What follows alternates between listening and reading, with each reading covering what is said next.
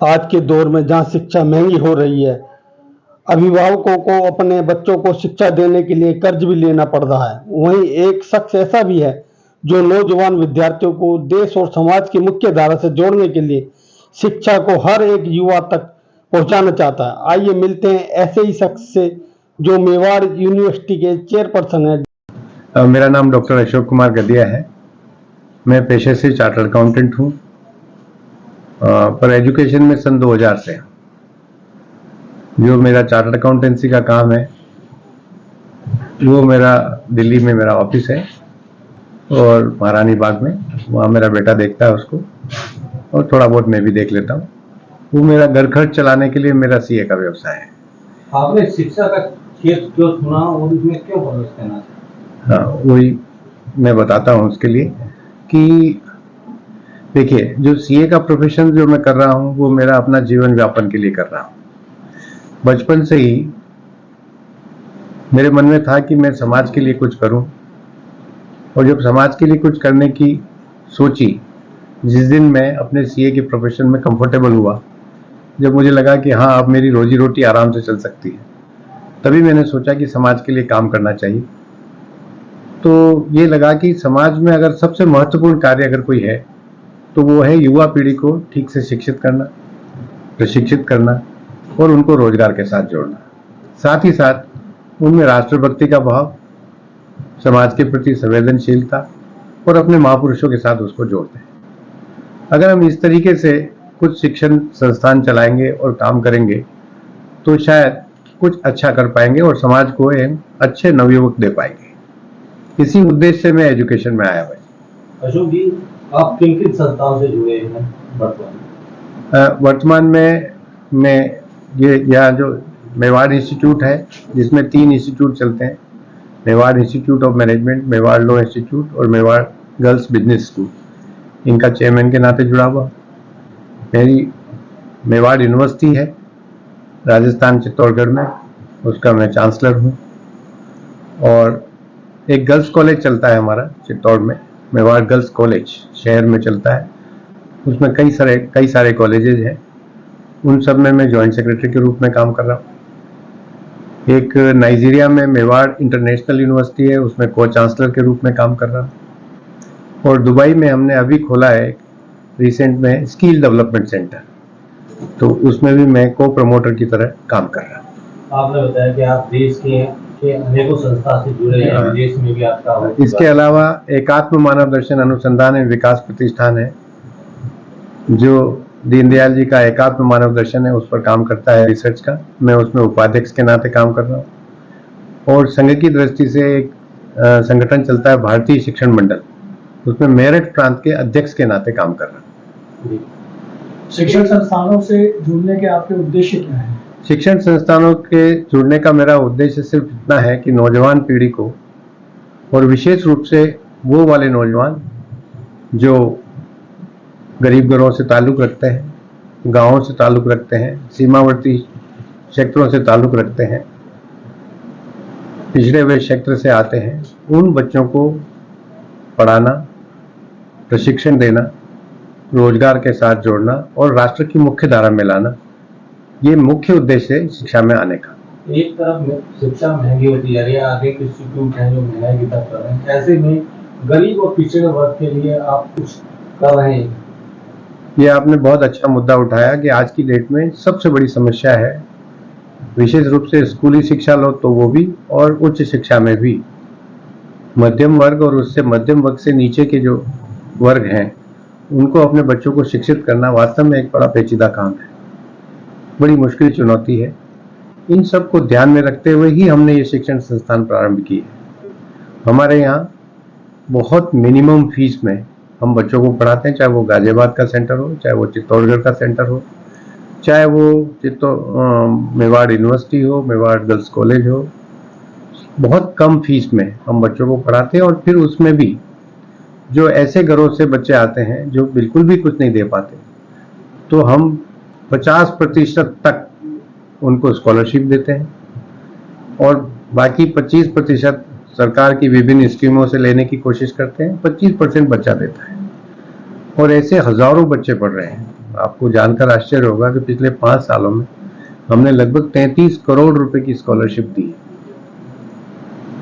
अब तक के जो आपको उद्देश्य रहे हैं उनमें कितनी प्रतिशत आप कामयाब हुए हैं और आपका टारगेट क्या है? मैं देखो आपको बताना चाहता हूँ कि हमारे पास टोटल मिला के अभी 17,000 बच्चे हैं सभी संस्थानों में, और उसमें से 75% बच्चा SC, ST, OBC और माइनॉरिटी का है। ये पहला ग्रुप ऑफ इंस्टीट्यूशन है पूरे देश भर में जहाँ रिजर्वेशन के सारे रिकॉर्ड टूटे हैं, यानी कि 75% बच्चा उस तबके से आता है, और उस 75% में से 90% बच्चा वह गांवों से ताल्लुक रखता है, गरीब घरों से ताल्लुक रखता है। तो इस नाते देखा जाए तो हम अपने मिशन में काफ़ी कामयाब हुए हैं, और आगे की योजना भी यही है भाई साहब। अभी आपको जानकर आश्चर्य होगा कि हमने भारतीय सेना, इंडियन आर्मी के साथ MOU किया है, पिछले 3 साल हो गए हैं उसमें, जहां जम्मू कश्मीर के बच्चे, गरीब घरों के बच्चे, बॉर्डर एरिया के बच्चे आर्मी सेलेक्ट करके हमको देती है, और उसमें 50% उनकी फीस इंडियन आर्मी देती है, 50% हम देते हैं, और बच्चा फ्री पढ़ता है। इस तरीके का 700 बच्चा जम्मू कश्मीर का अभी अपने विश्वविद्यालय में पढ़ रहा है। आपके संस्थान में लगभग कितने सारे संस्थानों में की बात की जाए तो लगभग कितने विद्यार्थी होंगे, कहाँ से हैं और लगभग कौन कौन से कोर्स? लगभग टोटल 17,000 बच्चे हैं सभी संस्थानों में मिला के, और 29 स्टेट्स के बच्चे हैं भारत की बात करें तो, और अगर विदेश की बात करें तो 20 देशों के बच्चे हैं।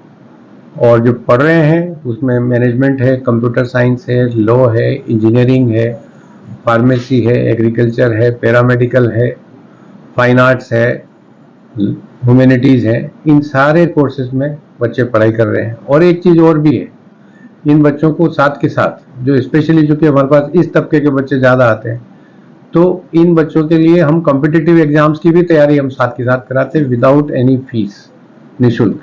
4 साल का बच्चे का कोर्स है तो 4 साल उसको कॉम्पिटिटिव एग्जाम्स की भी तैयारी हाथ के हाथ होती है उसमें। उसके लिए हमने एक डायरेक्टरेट बना रखा है जिसमें उन बच्चों को सिविल सर्विसेज की, स्टेट सर्विसेज की, और तमाम तरह के एग्रीकल्चर की, पुलिस की, जो उसकी रुचि का विषय है उसमें उसको कोचिंग कराते हैं और उसकी पढ़ाई कराते हैं। तो गरीब और असहाय बच्चे होते हैं या 10वीं फेल हो जाते हैं या पास हो जाते हैं, उन बच्चों के लिए आपके पास क्या योजना है? 10वीं पास हो गए या 10वीं फेल हो गए और जिनकी आगे कुछ पढ़ने की इच्छा नहीं है या उनकी सामाजिक परिस्थितियां ऐसी है कि वो पढ़ नहीं सकते, ऐसे बहुत सारे बच्चे हैं और हर स्टेट में है। उन बच्चों के लिए हमने पूरा एक डिपार्टमेंट बना रखा है स्किल डेवलपमेंट का, कौशल विकास का, और उसके लिए हम हर साल 5,000 इस तबके के बच्चों को ट्रेनिंग देते हैं, रोजगार के साथ जोड़ते हैं या उनके अपने सेंटर्स खुलवाते हैं।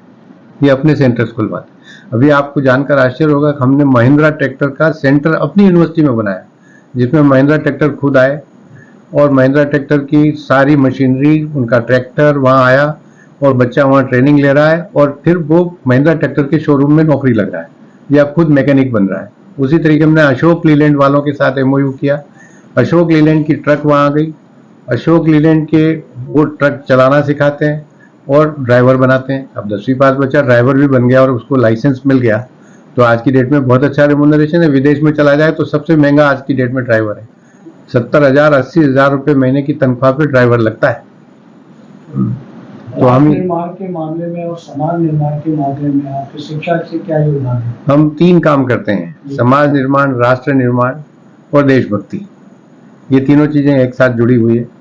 उसमें हम पहला काम ये करते हैं कि हमने NSS के माध्यम से, राष्ट्रीय सेवा योजना के माध्यम से जितनी योजनाएं उनकी आती है उन सबको इम्प्लीमेंट करते हैं और बच्चों को इन्वॉल्व करते हैं, जिससे कि बच्चों को हाथ से समाज का काम करने की आदत पड़े। दूसरा, विभिन्न महापुरुष जिनका अपने भारत के बनाने में योगदान रहा है, स्वतंत्रता आंदोलन में या उससे पहले मध्यकाल के, जैसे महाराणा प्रताप हुए, शिवाजी हुए, गुरु गोविंद सिंह हुए, और जो स्वतंत्रता सेनानी हुए उसमें भगत सिंह हुए, राजगुरु हुए, सुभाष बोस हुए, बाल गंगाधर तिलक हुए, मदन मोहन मालवीय हुए, इन सब की जयंतियां हम मनाते हैं। और जयंतियां मनाते हैं, स्टाफ भी लगता है, फैकल्टीज भी लगती है, हम भी लगते हैं और बच्चे भी लगते हैं, और सब लोग अपना अपना कार्यक्रम देते हैं। उससे उनमें स्वाभाविक रूप से राष्ट्रभक्ति का भाव और अपने महापुरुषों के प्रति एक आदर और सत्कार का भाव उनमें और एक प्रेरणा का स्रोत पैदा होता है। तीसरा हमारे पास एनसीसी है, तो एनसीसी में कैडेट बनाते हैं और उनको अनुशासन सिखाते हैं। ये तीनों काम करते हैं। समय समय पर अच्छे डॉक्टर्स को बुलाना, अच्छे मनोवैज्ञानिकों को बुलाना, ड्रामा कंपनियों को बुलाना, जिससे कि विभिन्न सामाजिक विषयों पर वो अपना प्रस्तुतिकरण करें और प्रस्तुतिकरण करने के बाद उन बच्चों में संस्कार पैदा हो। ये हम लोग करते। इवन हम यहाँ, आपको आश्चर्य होगा, आपने तो कवर भी किया होगा, यहाँ राम कथा हुई 2-3 बार, यहाँ गांधी कथा हुई है। ऐसे हमने बहुत ड्रामा कंपनियों से, नाटक कंपनियों से करते हैं कि विभिन्न विषयों पर आप लाओ, अच्छी मूवीज दिखाते हैं जिससे कि बच्चों में संस्कार पैदा हो। अभी आज की डेट में एक बहुत बड़ी समस्या है बच्चों के अंदर। बच्चा एक तो इंटरनेट के साथ जुड़ रहा है, जो अच्छा काम कर रहा है वो तो ठीक है, लेकिन इसमें नेगेटिव काम भी बहुत कर रहा है। और दूसरा वो नशे के साथ जुड़ रहा है, तो उसको नशे से दूर रखना, इंटरनेट से दूर रखना, इसके लिए उसको अच्छे स्वस्थ मनोरंजन की सेवाएं देना, अच्छे स्पोर्ट्स, अच्छे गेम्स, अच्छी मूवीज, अच्छे ड्रामा कराओगे तो बच्चा इन चीज़ों से दूर है। और अगर ये नहीं कराओगे तो अपने हॉस्टल के रूम में बैठा बैठा मोबाइल से टिक टिक करता रहेगा और यहाँ कहीं से जाके पुड़की ले आएगा और खा लेगा, तो वो नशा करेगा। ये एक बहुत बड़ी समस्या आज की डेट में आ रही है, तो इसके लिए भी हम पूरा सजग हैं और अपने लेवल पर पूरी कोशिश कर रहे हैं। वर्तमान शिक्षा प्रणाली के अंदर बच्चा पढ़ते निकलता है, आगे जाता है, उसको उद्योगों और व्यावसायिक संस्थाओं में उचित नौकरी नहीं मिल पाती। ऐसे में या उसके कहीं बच्चे में थोड़ी कमी रह जाती है, उसको पूरा करने के लिए क्या करना? ये बहुत अच्छा विषय आपने लिया है। देखिए, ये बात बिल्कुल सोलियाना सत्य है कि बच्चा जब एजुकेशनल इंस्टीट्यूशन से निकलता है तो वो इंडस्ट्री के लिए मिसफिट होता है। इंडस्ट्री को क्या चाहिए, हम क्या निकाल रहे हैं, उसमें एक जमीन आसमान का अंतर है और इस चीज़ को हम लोग सब महसूस कर रहे हैं। इसके 3 उपाय हैं। पहला उपाय कि एक तो सभी, जैसे यूजीसी है या तमाम जो एजुकेशन के गवर्नमेंट ऑफ इंडिया की बड़ी इंस्टीट्यूशंस हैं जो कि नीति निर्धारण करते हैं, पॉलिसीज बनाते हैं, उनको इस बात का ध्यान रखना चाहिए कि जमाने के हिसाब से शिक्षा देना। आज की इंडस्ट्री को कैसी शिक्षा चाहिए, वैसे सिलेबस हमें टाइम टू टाइम चेंज करने चाहिए, जिससे कि वो बच्चा वही पढ़ाई करे जिसकी कि आगे उपयोगिता हो। पहला। दूसरा, बच्चे के व्यक्तित्व के विकास पर विशेष ध्यान देना चाहिए। उसकी पर्सनैलिटी डेवलपमेंट साथ के साथ होनी चाहिए। अब ये जो हमने महापुरुषों की जयंतियों का कार्यक्रम किया, उसमें बच्चे से बुलवाते हैं।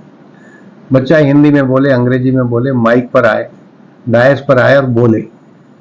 जब वो बोलता है तो उसकी झिझक खत्म होती है।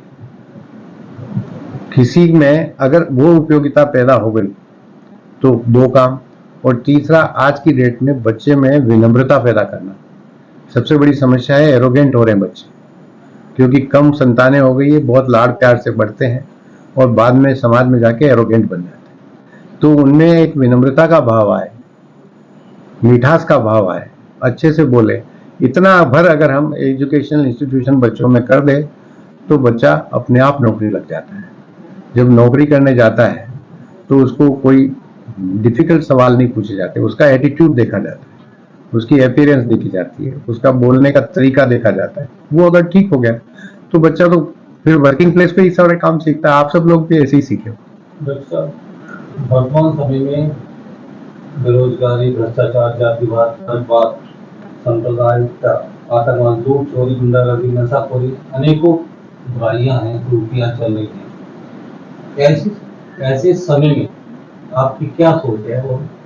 ये इन सब समस्याओं का देखिए एक ही इलाज है कि हमारी जो युवा पीढ़ी है उसको ठीक से शिक्षित किया जाए, प्रशिक्षित किया जाए, संस्कारित किया जाए और समाज में दिया जाए। युवा पीढ़ी पर ही सारा है। देखिए, इस देश में लगभग 60 करोड़ युवा है। विश्व की सबसे बड़ी युवा आबादी है। अगर हमने इनको ठीक कर लिया तो देश ही क्या, पूरे विश्व में हमारे ये संस्कारित नौजवान छा जाएंगे। सिर्फ और सिर्फ उनको ठीक से, मैं आपके माध्यम से भारत सरकार से, राज्य सरकारों से अपील करता हूँ कि आप तमाम तरह की वेलफेयर स्कीम चलाते हैं, बहुत अच्छा है, आपको मुबारक, आप चलाइए उसको, लेकिन आप शिक्षा पर ध्यान दीजिए। बच्चों को ठीक से शिक्षित और प्रशिक्षित कराने पर ध्यान दीजिए। अगर हमारा बच्चा ठीक हो गया, चाहे वो लड़का हो, चाहे लड़की हो, चाहे वो किसी जाति धर्म का हो, अगर वो ठीक हो गया तो फिर सब चीजें अपने आप ठीक हो जाएगी। मेरा तो यही मानना है कि हमें अपनी युवा पीढ़ी पर ध्यान देना चाहिए। युवाओं की बात करते हैं, उम्र के इस पैदान कर रहे हैं और युवाओं के बीच रहकर आप कैसा महसूस ये बात तो सही कही आपने। अभी भी 65 साल में हूँ, लेकिन आपको लगता हूँ कि मैं बिल्कुल युवाओं जैसा मेरे में जोश है। तो वो उसकी वजह है कि मैं इन युवाओं के बीच रहता हूँ। जब आप युवाओं के बीच रहते हैं तो आपको अपनी उम्र का ख्याल नहीं रहता, और आप भी युवा अपने आप को महसूस करते हैं।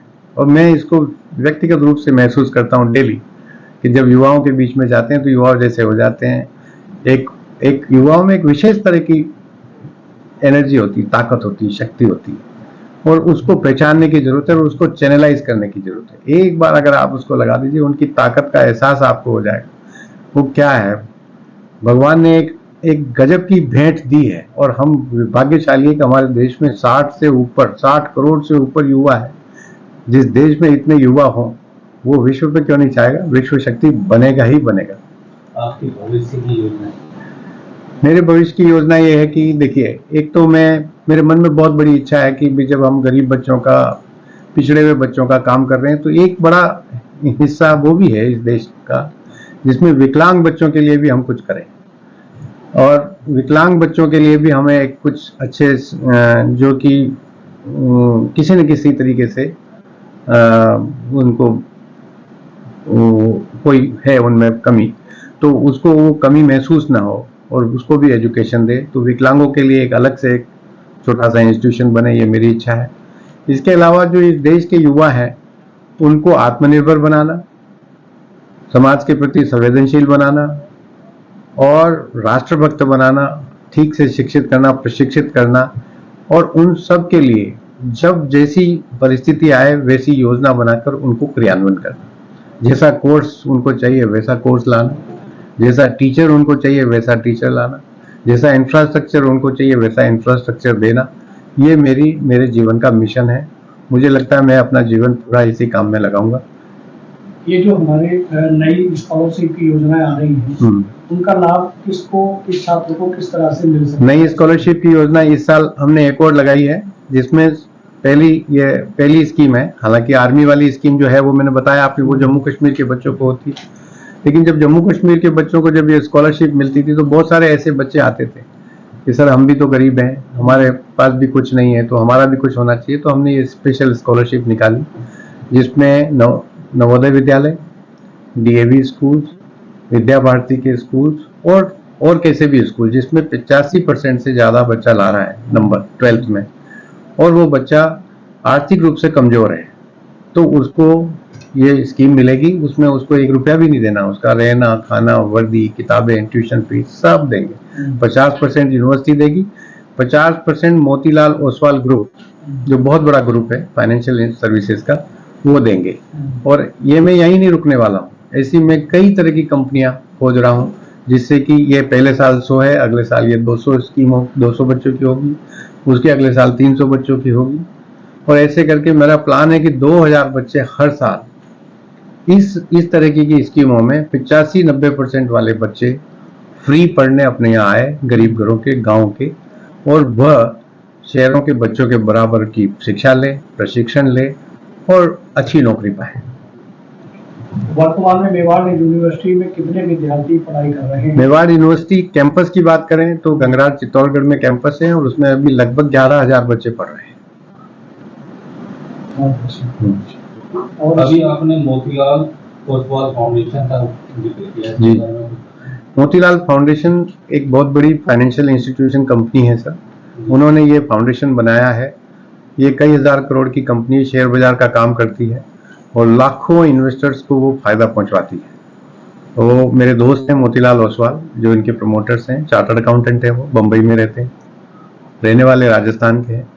और उनके साथ मेरी बात हुई, उनको मैं यूनिवर्सिटी लेके गया, फिर वो बहुत खुश हुए और उन्होंने कहा कि अपन दोनों मिलके 100 बच्चों को इस साल करते हैं, फिर धीरे धीरे करके उसको और आगे बढ़ाएंगे। अभी भारत से आते हुए देखा आपने फ्री कानूनी सलाह का भी वो, हाँ, वो हमारे यहाँ चलती है फ्री उनको।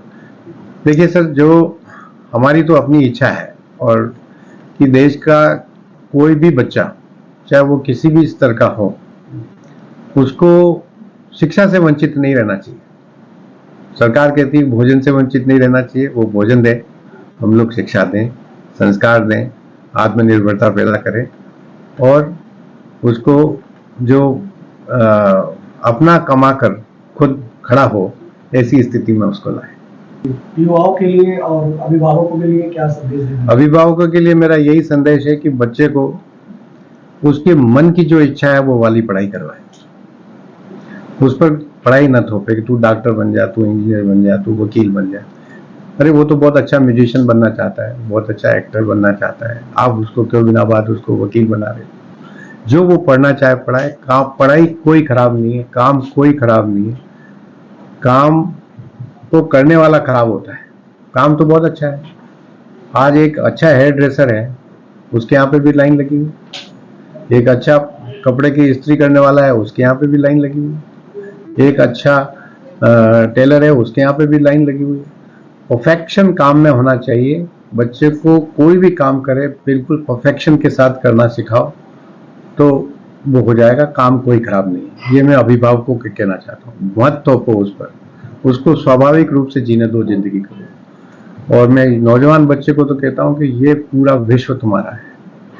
75 करोड़ युवा आज की देश में, हमारे देश में हो गए हैं और अगले 5 साल तक ये संख्या बराबर बनी रहेगी। अगले 20 साल तक पूरे विश्व में छा जाओ। आज आपने पढ़ा होगा अखबार में, सबसे ज्यादा जो फॉरेन एक्सचेंज हमारे पास देश में आ रहा है वो कोई एक्सपोर्ट से नहीं आ रहा है, वो आ रहा है हमारे जो लोग बाहर काम कर रहे हैं, वो जो पैसा अपने माँ बाप को भेज रहे हैं वो आरबीआई में जमा हो रहा है। इससे हमारा फॉरेन एक्सचेंज रिजर्व बढ़ रहा है। अगर अभी तो क्या है, हमारे 2% लोग भी बाहर नहीं गए। अगर हम इन बच्चों को पढ़ा लिखा के अगर बाहर भेजना शुरू कर दिया तो हमारा फॉरेन एक्सचेंज रिजर्व तो वैसे ही बहुत स्ट्रांग हो जाएगा। मोदी जी कह रहे हैं कि हम विश्व की तीसरी अर्थव्यवस्था बनेंगे, मैं कह रहा हूं हम विश्व की प्रथम अर्थव्यवस्था बनेंगे अगले 25 साल में। विश्व की सबसे बड़ी आर्थिक शक्ति बनने वाले हैं, विश्व की सबसे बड़ी राजनीतिक शक्ति बनने वाले हैं, हम बनेंगे। सिर्फ और सिर्फ हमें अपने युवाओं को मजबूत करना है, बस। बहुत शुक्रिया, धन्यवाद, बहुत बहुत धन्यवाद। जय हिंद, जय भारत। ताजा तरीन खबरों के लिए हमें सब्सक्राइब करें और हमारे बेल आइकन को प्रेस करना ना भूलें।